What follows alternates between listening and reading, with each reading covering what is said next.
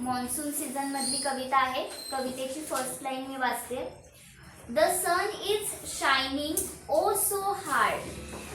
The sun is shining oh so hard. It means the sun is shining in the sky and it is feeling so hard. It means that we are getting sweat. Sweat याचा अर्थ काय रे? माहित आहे का कोणाला? We are sweating. थंडी. समर मध्ये काय होतं आपल्याला? गरम होतं आणि गरम झाल्यामुळे काय येतो? घाम येतो. हाच अर्थ आहे स्वेटिंगचा. The line is saying that the sun is shining oh so hard. म्हणजेच काय तर आकाशामध्ये सूर्य जो आहे तो तळपतोय, प्रखर आहे आणि त्यामुळे तो आपलं जे तापमान आहे ते तापमान आपलं वाढलेलं आहे, आपल्याला गरम होत आहे. बरोबर. So it lines the line is saying that the sun is shining in the sky. तो सूर्य आकाशात चमकतोय पण तो जास्त आहे, प्रखर आहे. ओ सो हार्ड. हार्ड म्हणजे कठीण. सूर्य कठीण आहे असं म्हणायचंय का तिथे? नाही. तिथं असं म्हणायचंय की सूर्य हा आकाशात प्रखरतेने चमकतोय. प्रखर असा शब्द तिथं हार्ड यासाठी वापरलेला आहे. त्यानंतर सेकंड लाईन सांगते. The land has dried it's so parched. आता बघा मी हा शब्द कसा उच्चारलाय. PARCHED. त्यातला आर थोडासा सायलेंट आहे. पार्च असं मी म्हटलेलं आहे. द लँड हॅज ड्राईड म्हणजे इतका सूर्य आकाशात तळपतो, इतकं प्रखर ऊन आहे आणि त्यामुळे जमीन जी आहे कोरडी पडली आहे, ड्राय झाली आहे, कोरडी पडलेली आहे आणि त्यामुळे इट्स सो पार्च. पार्च याचा अर्थ काय आहे? ती पूर्ण कोरडी पडलेली आहे. कोरडी पडून त्याला भेगा पडलेल्या आहेत, इतकी कोरडी ती झालेली आहे. बरोबर आहे ना. उन्हाळ्यात बघा तळपतो ऊन असेल तर अशाच पद्धतीनं होतं की पूर्ण जे जमीन आहे ती जमीन कोरडी पडलेली असेल. सध्या तुम्ही बघू शकता पावसाची किती कमतरता. आता हल्ली पाऊस यायला सुरुवात झालाय पण जर आठवडाभरापूर्वी 2 आठवड्याभरापूर्वी किती गरम होत होतं, किती सूर्य तापलेला होता, किती ऊन आपल्याला लागत होतं आणि जमीन किती कोरडी पडली होती. So it is about it's so parched. Parched याचा अर्थ पूर्ण कोरडी पडलेली. त्यानंतर the fields are hungry rivers thirsty. म्हणजे इतकं ऊन झालेलं आहे की जमीन पूर्ण कोरडी पडली आहे आणि फील्ड्स जे आहेत, फील्ड्स याचा अर्थ शेत. जो शेत आहे, जे वावर आहे, ती जी फील्ड आहे ती हंग्री झाली आहे. कशासाठी हंग्री झाली असेल रे ते शेत? बरोबर आहे. शेताला पाण्याची गरज आहे पण इथं काय सांगतोय, इथं कवी काय सांगतोय की सूर्य इतका प्रखर झालेला आहे, ऊन इतकं प्रचंड वाढलंय की जमीन पूर्ण कोरडी पडलेली आहे आणि शेतांना सुद्धा पाण्याची गरज आहे. ते पाण्याचे भुकेलेले आहेत म्हणून तिथं लिहिलंय द फील्ड्स आर हंग्री. आणि रिव्हर्स ज्या आहेत, रिव्हर्स म्हणजे काय रे? नद्या. ज्या नद्या आहेत त्या नद्या थर्स्टी झालेल्या आहेत. थर्स्टी म्हणजे काय? बरोबर. त्या आटलेत. मग त्यांना कशाची गरज आहे? पाण्याची गरज आहे. म्हणजे त्या तहानलेत थोडक्यात. बरोबर. कवी काय म्हणतोय की त्या नद्या आहेत त्या तहानलेल्या आहेत, त्यांच्यामध्ये पाण्याची कमतरता झालेली आहे, त्या कोरड्या पडलेल्या आहेत आणि त्यांना पाणी हवंय म्हणजे त्या तहानलेल्या आहेत. त्यानंतर पुढची लाईन बघा. ओ रेन रेन कम आर वे. याचा अर्थ कवी काय म्हणतोय की इतकं ऊन पडलेलं आहे, इतकं जमीन कोरडी पडली आहे, नद्या आटलेल्या आहेत, शेतांना पाण्याची गरज आहे. तर तो पावसाला प्रार्थना करतोय की पाऊस तू इकडे ये, आमच्याकडे ये, आम्हाला तुझी गरज आहे. म्हणून तो पावसाकडे कवी प्रार्थना करतोय. कळाला पहिला स्टांजा? कोणाला अडचण आहे याच्यात? चला आपण सेकंड स्टांजाकडे जाऊ. आता कुठेपर्यंत पोहोचलोय की कवी आता प्रार्थना करतोय बरोबर पावसाकडे की पावसा तू आमच्याकडे ये, आम्हाला तुझी गरज आहे. कारण खूप ऊन पडलेलं आहे, अक्षरशः जमीन पाच झालेली आहे, कोरडी पडलेली आहे आणि नद्या कोरड्या पडलेल्या आहेत, नद्या पूर्ण तहानलेल्या आहेत, शेत सुद्धा कोरडी पडले, शेतांना पाण्याची गरज आहे आणि पावसा बाबा तू ये आता. बरोबर. आता सेकंड स्टांजा बघूया. पाऊस येतोय का नाही आता कळायला पाहिजे आपल्याला. बरोबर. आता सेकंड स्टांजा वाचूया. Rain rain is on her way. बघा पावसाने प्रार्थना ऐकली आणि पाऊस आता हळूहळू यायला लागलाय. इज ऑन हर वे. जरा कमी आपल्यासारखंच होतंय की नाही रे? आपल्याला बघा मागच्या आठवड्यापर्यंत पाऊसच नव्हता आणि सगळे म्हणत होते पाऊस कधी पडणार नाही तर बाबा दुष्काळ पडेल एकदाचा. आणि आता पाऊस यायला लागलाय की नाही, म्हणजे रेन इज ऑन हर वे. आता पुढे बघूया. आता पुढचं बघा काय आहे. Feathers spread the peacocks way. Feathers spread peacocks way. Peacock म्हणजे काय रे? पाऊस आला किंवा पावसाची चाहूल लागली की मोर काय करतो? नाचतो. नुसता नाचतो का काय करतो? पिसारा फुलवून नाचतो. इथंच त्यांनी काय लिहिलंय? Feathers spread. त्याने मोराने स्वतःचा पिसारा फुलवलेला आहे आणि तो नाचतोय. स्वे म्हणजे काय? आनंदाने नाचतोय, आनंदाने बागडतोय. त्याला पीकॉक स्वे असं म्हटलं गेलेलं आहे. बघा पावसाची हळूहळू चाहूल लागली आणि पावसाची चाहूल लागली की मोर इथे स्वतःचा पिसारा फुलवून नाचायला पण लागलेला आहे. आता पुढची लाईन बघूया. The clouds are dark hark the lark. आता क्लाउड्स कसे झालेले आहेत? डार्क झालेले आहेत, म्हणजे काळे झालेले आहेत. बघा पावसाने प्रार्थना काय ऐकली आणि पाऊस यायला पण लागला. पाऊस यायला लागला त्याची चाहूल मोराला लागली आणि मोर सुद्धा आनंदाने बागडायला लागला. आता पाऊस हळूहळू काळे ढग घेऊन आलेला आहे. काळे ढग दाटलेले आहेत आता आकाशामध्ये. हार्ट द लार्क म्हणजे काय करतात की पक्षी सुद्धा काय करायला लागले? पक्ष्यांना सुद्धा चाहूल लागलेली आहे.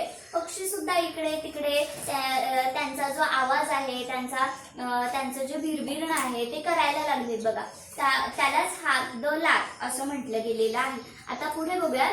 Rain she is on her way. म्हणजे पाऊस आता आलेलाच आहे, जवळपास येऊन ठेपलेला आहे पाऊस. काळे ढग दाटलेले आहेत म्हणजे पाऊस जवळपास आता आलेलाच आहे. आता पुढे बघूया पाऊस नक्की पडतोय की नाही. पहिल्यांदा पावसाची प्रार्थना केली, पावसाने ती ऐकली आणि पाऊस आता आलेला आहे. काळे ढग दाटलेले आहेत, सगळे पक्षी आनंदाने बागडत आहेत. त्यांना आनंद झालेला आहे की आता पाऊस पडणार, कारण काळे ढग साचलेले. आता पुढे बघूया पाऊस पडतात की नाही. The clouds they gather dash and thunder. The clouds they gather म्हणजे एकत्र आले. काळे ढग सगळे जमून आलेले आहेत. बऱ्याचदा बघा आकाशात सगळे काळे ढग जमून आलेले असतात आणि आपण म्हणतो आता विजांचा पाऊस पडणार आहे, एवढे काळे ढग आलेले आहेत, बरोबर की नाही. म्हणजे clouds they gather clash and thunder. Clash म्हणजे काय? एकमेकावर जेव्हा ढग ते आदळतात, क्लॅश होतात, त्यावेळी विजा चमकतात, तिथून विजांची निर्मिती होती. त्याला थंडर असं म्हटलं गेलेलं आहे. थंडर म्हणजे काय? विजा. तिथे वीज निर्माण झाली, बरोबर. विजा कडकडाटायला सुरुवात झाली. त्यानंतर पुढे दिलंय बोल्ट्स ऑफ लाइटनिंग. बघा विजा चमकल्या आपल्याला लाइटनिंग दिसते. आपण म्हणतो की नाही केवढी मोठी लाईट, केवढी मोठी वीज चमकली असं म्हणतो की नाही आपण, बरोबर. त्यालाच म्हणतात बोल्ट्स ऑफ लाइटनिंग. म्हणजे एकदम विजा चमकायला सुरुवात झाली. Streak and shimmer. Streak and shimmer. Streak म्हणजे आपल्याला दिसून येते. शिमर म्हणजे काय? ये जा करते. लाईट सुद्धा अशीच असते बघा, ये जा करण्यासारखी असते. विजा आपल्याला चमकत असताना तशाच दिसतात बघा, ये जा करण्यासारख्या असतात त्यालाच म्हणतात स्ट्रिक अँड शिमर. पुढची लाईन आहे पिट पॅट. म्हणजे पावसाचे थेंब पडले. बघा पावसाला आता सुरुवात झाली. पावसाच्या थेंबाचा तो आवाज दिलाय, पिट पॅट असं पावसाचे थेंब पडले. I feel a drop. कवी काय म्हणतो? I feel a drop. मला एकदम तो ड्रॉप जो आहे तो जाणवला. म्हणजे येस, तो थेंब जो आहे पावसाचा तो खाली पडला आणि मला तो जाणवला, त्याचा आवाज ऐकू आला कवीला. पिट पॅट या पद्धतीने. त्यानंतर पुढे दिलाय ओ rain she is come her way. म्हणजे काय? आता पाऊस आलेला आहे. बघा फायनली पाऊस आला. बघा म्हणजे पहिला स्टांजा म्हणजे मध्ये कवी काय करत होता रे? पावसाला प्रार्थना करत होता की ये बाबा पावसा. दुसऱ्या स्टांजामध्ये पावसाने ती प्रार्थना ऐकली आणि पाऊस खरंच काळे ढग घेऊन आला. काळे ढग सगळे दाटून आले आणि तिसऱ्यामध्ये खरंच पावसाचे थेंब पडायला लागले आणि पाऊस यायला सुरुवात झाली. आता पाऊस पडलेला आहे म्हटलं आनंद झाला असणार आहे की नाही कवीला. आता शेवटचा स्टांजा बघूयात आपण. The fields are drain. बघा सुरुवातीला जे लँड पाच झाली होती याचा अर्थ काय झाली होती रे? जमीन कोरडी पडली होती, त्याला आपण पाच म्हणतो. म्हणजे जी जमीन कोरडी पडली होती आता ती ओली झाली आहे, बरोबर. आता खूप जास्त पाऊस पडला की पूर्ण ओली चिंब झालेली असणार आहे ना. पूर्ण ओले चिंब होणे याला आपण म्हणतो ड्रेंच. ओके. मग इथं दिलं बघा त्यांनी एक line, the fields are drench, म्हणजे पाणी त्याच्यामध्ये खूप साचलेलं आहे. जे फील्ड आहे, जी शेती आहे ती पाण्याने भरून गेलेली आहे. त्याला जितकं पाणी हवं तितकं पाणी मिळालेलं आहे. पूर्ण ओली झाली आहे पाण्याने ती. आणि पुढं दिलंय द लँड इज सोप, म्हणजे काय, जमिनीमध्ये ते पाणी मुरत गेलेलं आहे. जमिनीमध्ये ते पाणी साचत गेलेलं आहे. असंच होतं ना बघा, इथं पाऊस पडला होता मगाशी, जमिनीमध्ये ते पाणी मुरलं गेलं. बरोबर. त्याला आपण काय म्हणलो, द लँड इज सोप. तिने सोप केलं ते. बरोबर. ते पाणी तिच्यामध्ये बरोबर शोषून घेतलं, ते मुरलं पाणी त्या जमिनीमध्ये. म्हणून असं इथं कवीने म्हटलंय, the fields are drained and the land is soap. आता बघा next line, the trees have bath. आता बॅथ याचा अर्थ काय आहे, बाथ आपल्याला माहिती आहे. बरोबर. बाथ म्हणजे काय रे, अंघोळ करणे. आता ट्रीज हॅव बॅथ, त्या बाथचा पास्ट टेन्स आहे. त्या पास्ट टेन्स बाथडो असं म्हणायचं नाही, इट इज बॅथ.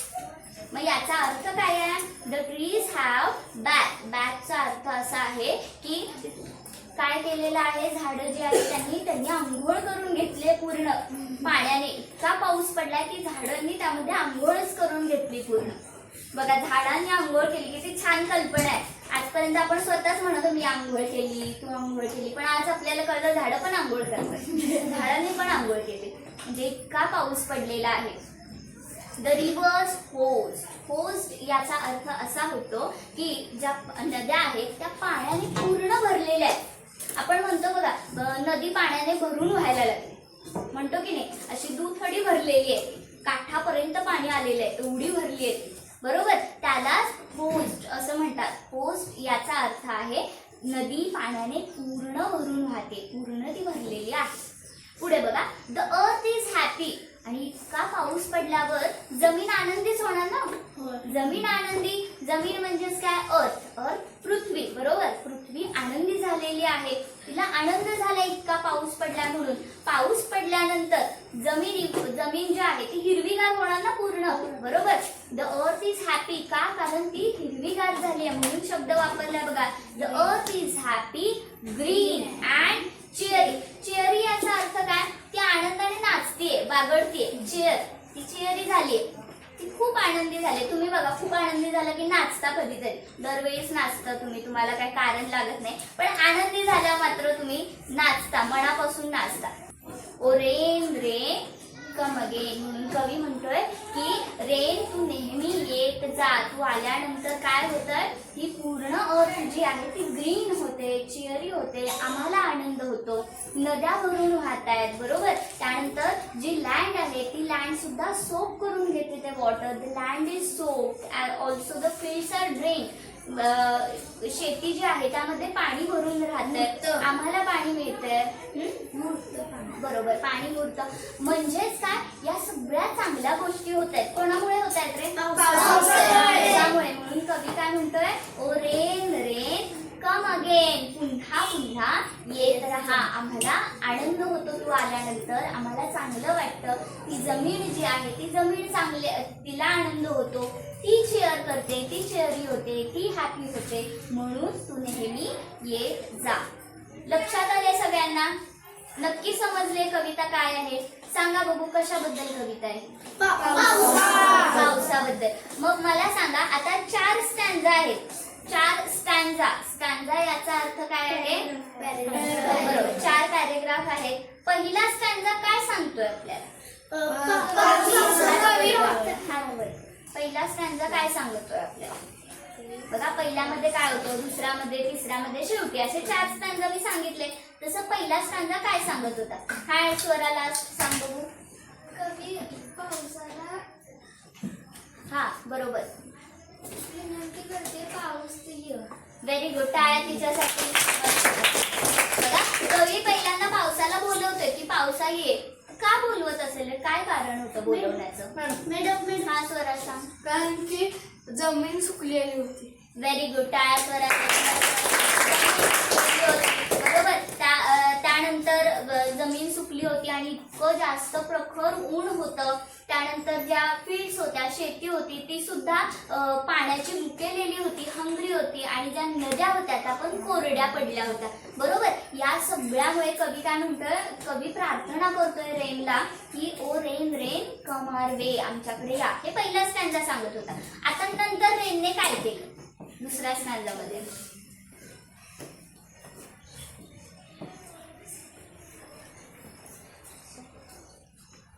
अभिमन्यू सांग बघू, प्रयत्न करू बरा. पाऊस आला.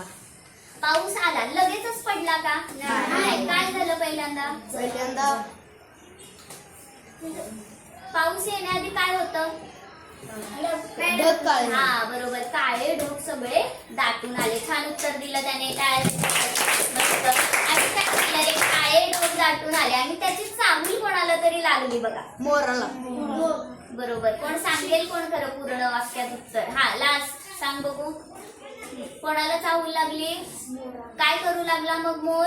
नाचू लागला. बरोबर. कसा नाचत होता तो खरं? Yes, very good. त्याचसोबत इतर पक्षी जे होते ते सुद्धा इकडे तिकडे नाचायला लागले होते, बागडायला लागले होते. आणि तो जो रेन आहे तो रेन यायला सुरुवात झाली होती. आता रेन यायला सुरुवात झालेली आहे. तिसरा स्टँजा काय सांगतोय बघा. दुसऱ्यामध्ये काळे ढग वगैरे सगळे दाखवून आलेले आहे. रेन आता पडणार आहे, म्हणजे तिसरा स्टँजा सुरू. अनुष्का. Yes, very good. टाळ्या तिच्यासाठी.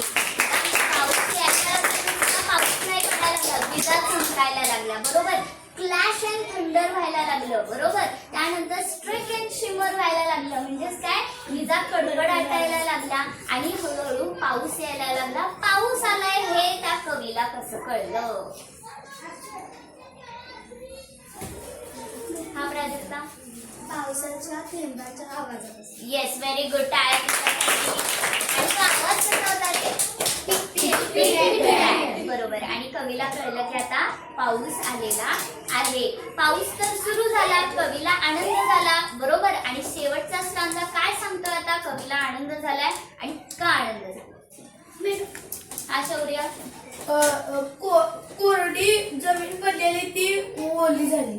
बरोबर. ती जमीन ओली झालेली आहे. छान. आहे ती काय झालेली आहे? हा लास्ट. नद्या पूर्ण भरली. बरोबर. नद्या पूर्ण भरलेल्या आहेत. शेती बरोबर. बरोबर. शेतीमध्ये पाणी मुरलेलं आहे, शेतीला पाणी मिळालेलं आहे.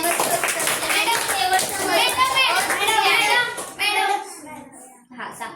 पृथ्वी हॅपी झालेली आहे, म्हणजे आनंदी झालेली आहे. आणि जमीन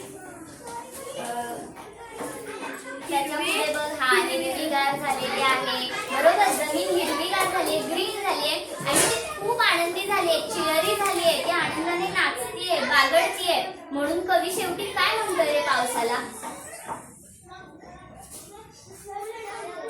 बरं, शेवटी कवी काय म्हणतोय पावसाला? साईदा सांग. तू पुन्हा पुन्हा येत. Yes, very good. येण्यामुळे आनंद येतोय, त्यामुळे तू नेहमी ये राहा. कळाले सगळ्यांना पोएम? कोणाला अडचण आहे याच्यामध्ये? नक्की नाही. आता यातले थोडेसे काही अवघड वाटणारे शब्द आहेत, ते आपण इथे लिहून घेणार आहे आणि लगेच आपण याला चाल लावणार आहे, जी तुम्ही घरी गेल्यानंतर पाठ कराल. ज्या आल्याला मला म्हणून दाखवाल. ठीक आहे.